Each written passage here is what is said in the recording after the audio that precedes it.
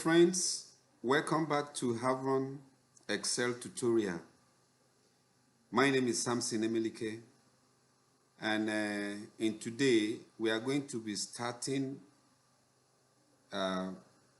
with a video that's going to be among a series of videos we'll be doing on pivot tables. So for this particular videos, we'll be discussing the advantages of tables. Most Excel users may not be aware that there are three types of tables that we use in Excel: the grid table, the officially recognized table, and then of course the pivot tables. So but this video will just be looking at the tables, the one officially recognized by Excel as table. They will look at the features, the benefits, the advantages of working with such tables. All right, so in the next series of videos, we'll be doing an introduction to pivot tables. We'll see how we can use pivot tables to summarize our data, see how we can use pivot tables to sort, to filter, to reorganize, to group, count occurrences, totaling, and then see how we can do more extra things with pivot tables. Okay, so let's get started. I'm going to click this video tables. Of course, this is an official Excel table. How do you know that? When you click inside the table, you look at up here, you see this tool, table tools. Clicking outside disappears. Okay, so whenever you click on a table like this and those tools come up, you will know that that is an official Excel table. So I'm going to demonstrate the difference between the grid table and the official table. So let me quickly develop a data table here. Say here we have here, and then we have team 1. Now I want to look at sales teams, say about 5 of them, and then let's see what they are doing within the week, say from Monday till Sunday. Now let's randomly generate sales, say between 1,000 and 5,000. Great. And then we drag it down here and bring it here. So because these are randomly generated numbers, I don't want them to keep changing.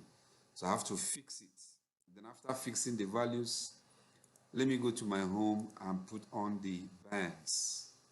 Great. So let me do my auto fit. All right. So I am going to duplicate this table right now. Just duplicated this table here. Okay. So now when I click here, you won't see those options there. When I click here, you won't see those options here. But when I click here, it appears.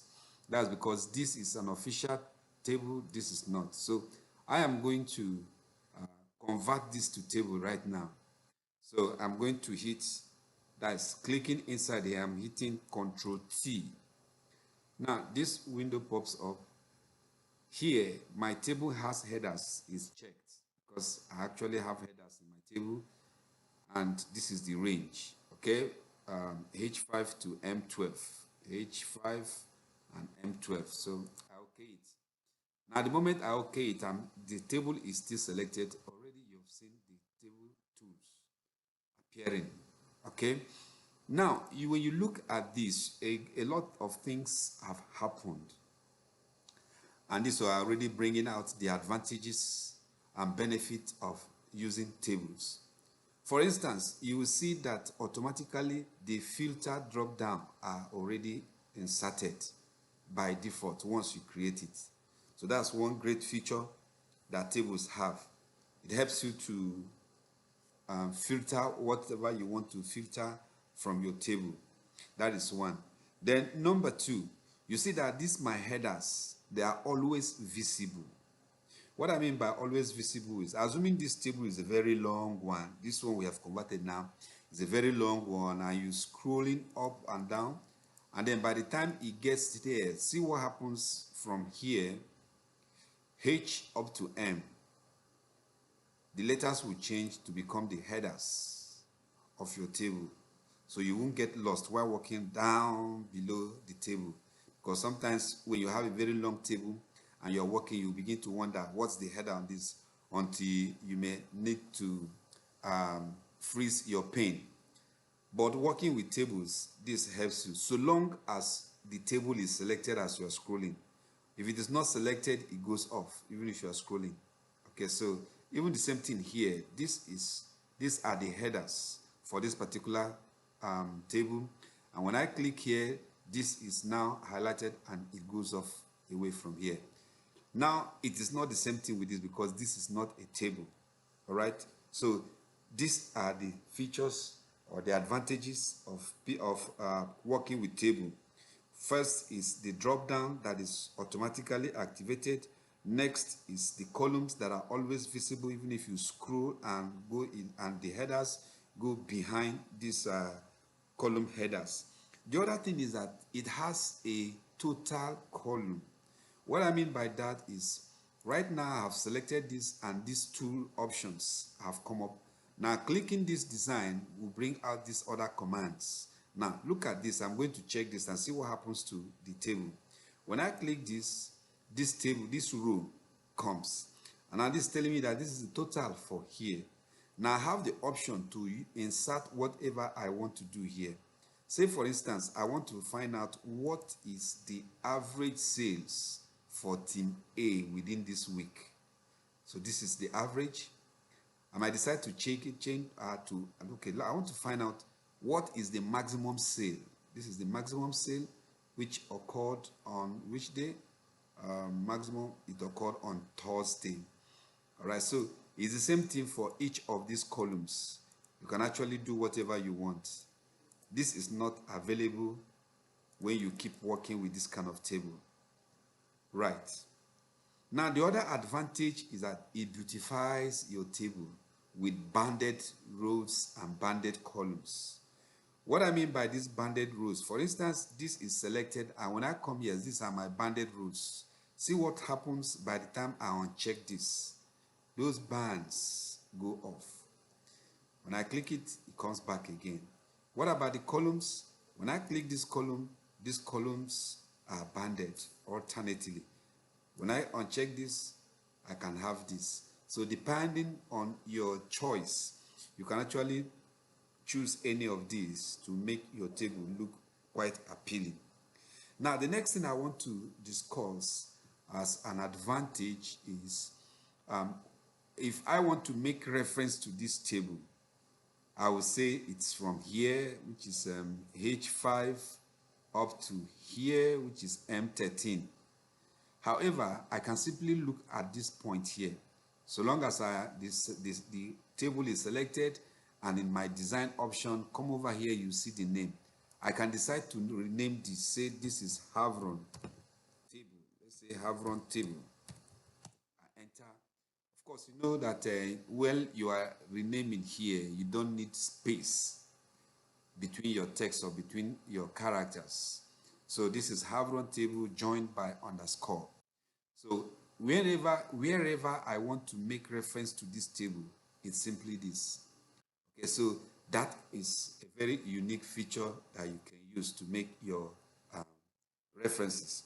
And then another advantage is that the name is dynamically changing. Sorry, the table dynamically changes its range. Now, what I mean by that is, look, here is this table is defined by the beginning of this H5 and the ending here, which is M13. Now, if I go ahead and enter here, I say I type something else. Okay, sorry. Let me remove this. Let me remove this total row, and I type here, say this is another Wednesday. When I hit here, you see, it automatically expands. That is how it continues to expand. The same thing happens here. If I say I am typing, let's say I have something else I want to do here, when I enter, it automatically expands. I don't need to select it. I don't need to go and reset the range.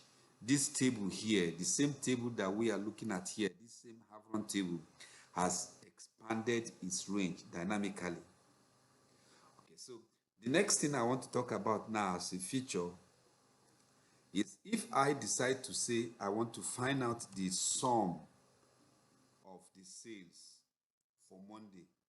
See what's going to happen to the rest rows here, the rest cells beneath. When I enter, everything calculates itself. So entering a formula in the cell here brings them down here. So you're at liberty to say, no, this is not what you want. Okay, but it makes your work easy. All right. So these are some of the advantages of working with Excel table. The last feature I want to talk about is filter using your slicer.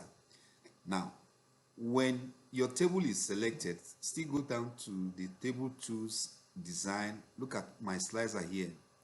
And then this slicer, when you click it, it's going to give you options to choose for any of these headers.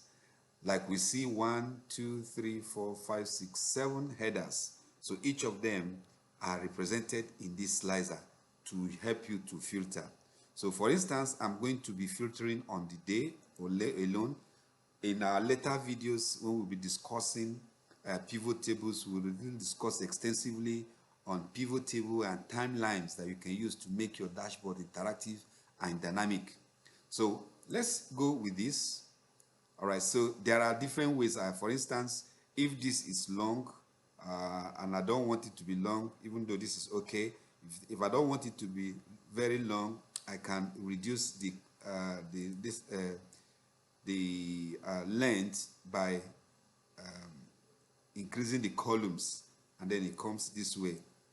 All right, so when I want to filter, what happened on Sunday, for instance. It gives me everything for Sunday.